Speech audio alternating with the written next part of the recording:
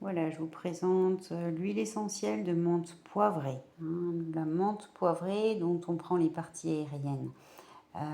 Elle est tonique, elle est cholérétique, elle est anti-vomissement, contre les nausées aussi, le mal des transports, contre les flatulences, les ballonnements, les diarrhées aiguës, donc tout ce qui est encore une fois chaleur intérieure, hein. Les tendinites, on peut l'utiliser sur des coups et des traumatismes un petit peu à la façon de l'arnica. Elle est antalgique, on peut l'utiliser dans les cas de sciatique par exemple, d'arthrite, de rhumatisme, les tendinites, hein, ça en fait partie, ouais, les migraines aussi, hein, donc elle va agir vraiment sur quelque chose de on pourrait symboliser cette huile comme quelque chose de cool, de chaud, de fort, hein, voilà. C'est ce qui me reviendrait là si je devais la résumer.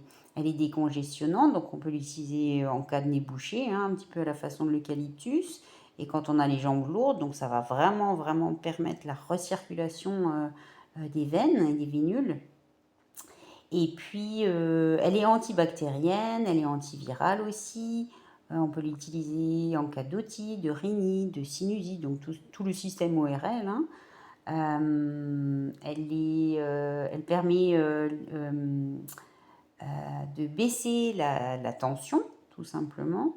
Elle est tonique du système nerveux, hein, donc ça c'est aussi une grande particularité. C'est-à-dire elle va redonner un coup de fouet, hein, donc au niveau de la fatigue physique et mentale, hein. Elle permet la concentration, le surmenage. Alors, on peut la diffuser, mais par contre, il faut savoir qu'en deuxième partie de journée, il faut éviter de la diffuser parce que elle est tellement tonifiante qu'on risque de mal s'endormir et de mal dormir après, hein. C'est vraiment une huile qui réveille, hein. Par voie orale, on peut en consommer, hein, c'est possible, sauf pour les femmes enceintes, les enfants, les immunodéprimés, hein. Toujours pareil, il faut un avis médical, quoi qu'il en soit, et au moindre symptôme, hein, on va dire, ou signe anormal, hein, on arrête directement. Donc oralement, une goutte, hein, 3 fois par jour au grand maximum, hein, et jamais au-delà de 72 heures pour ce qui en est des troubles digestifs.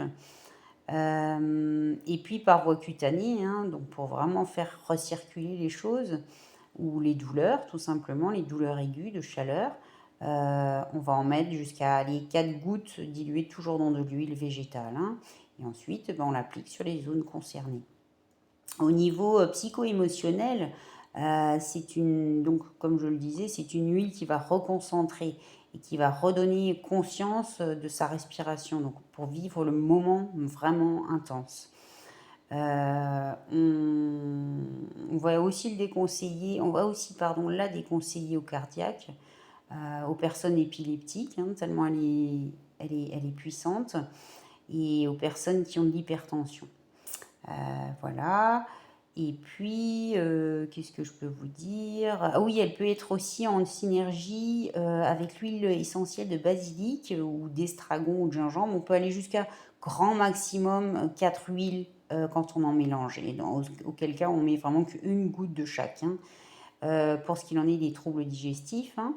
Pour les troubles ORL, on peut l'associer à du titri, tout simplement, à de l'eucalyptus, comme je vous le disais, et voilà. Et puis pour la fatigue, on peut l'associer à du Ravinsara, pas Ravinsera, hein, Ravinsara. Voilà, donc si vous avez des questions, des commentaires, et puis j'attends vos plein de pouces et vos abonnements. À bientôt!